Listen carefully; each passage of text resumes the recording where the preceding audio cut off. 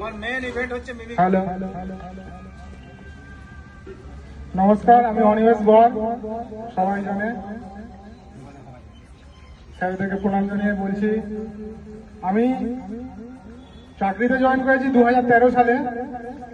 প্রথমে normal duty করতাম, তারপর 2016 সালে হাফিজুল আমাকে বলেছিলেন যে সন্দীপ স্যারের সঙ্গে দেখা করতে। সন্দীপ স্যারের সঙ্গে দেখা করে সন্দীপ স্যারের দৌলতে আমি আজকে আইসিটি অফিসেই আছি।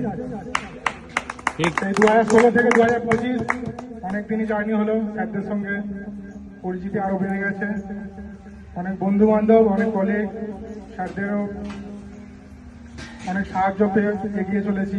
দেখা যাক কত দূরে যেতে পারি। কিছু একটা হয়ে যাক, আর কি বলবো, কিছু একটা বলতে আমি সেরকম কারোর পিছনে লাগি না, আর সবাই আমার পিছনে লাগে। লালবাজারে গেলে আমি সুচিত্র স্যারের কাছ থেকে মাঝে মাঝে টাকা আদায় করে খেতে পারি। এছাড়া সেরকম সেটি একটু দেখা, সেটি একটু দেখা, সেটি একটু দেখা, যেরকম তোটা হাসি হয়ে যাক, তোটা হাসি হয়ে যাক। আমাকে আসার জন্য এখন ছবি তুলতে পাঠিয়েছিলেন। আপনি জানেন না, আপনি স্যার তখন আইএসকিউ সাহেব ছিলেন। ওখান থেকে আমি তো অজিতদা, আমি পল্লব বাবু সব ডিউটিতে ছিলাম। তো ওখানে একটা অজিতদাকে আমি একটা কথা বলছিলাম, মানে পাস্ট কথা, চাকরি জয়েনিং এর পরে আমার কি হয়েছিল। আমি মেসে গিয়েছিলাম স্যার, মেসে খেতে গিয়েছিলাম। একজন এএসআই বাবু ছিলেন। এএসআই বাবু আমাকে বলছেন যে এএসআই বাবু খাবার দিতে গিয়ে, তো আমি বলছি যে স্যার আমি ঝোলালা মাছ নেবো না, আমাকে ভাজা মাছ দেবেন।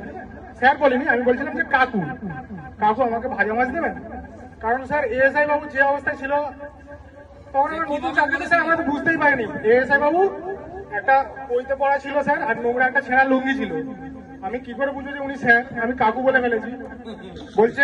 উনি বলছেন যে কাকু কি কথা, কাকু স্যার বলতে পারো না, কাকু তো বাজারে কথা। এইরকম স্যার অভিজ্ঞতা। তখন আমি বলছিলাম অজিতদাকে এই ঘটনাটা শেয়ার করছি।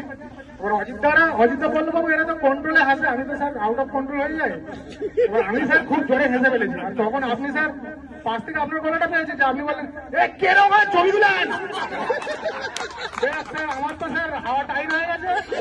বৈদ্য বাবু এসে বললো যে তুই আগে পালা বাবু, তুই আগে পালা, নাহলে এক্ষুনি আইসিডি স্যার খেপে আছে। তখন স্যার আইসকিউ সাহেব ছিলেন। আপনি বলছে আইসকিউ সাহেব খেপে আছে, তোর এক্ষুনি ছবি তুলে নে, নাম্বার লিখতে বলেছে। তো স্যার আমি যা হোক করে ওই টাইমে জীবনটা বাঁচালাম। এটা ভালো হয়েছে, সব থেকে ভালো হয়েছে, এটা সব থেকে ভালো।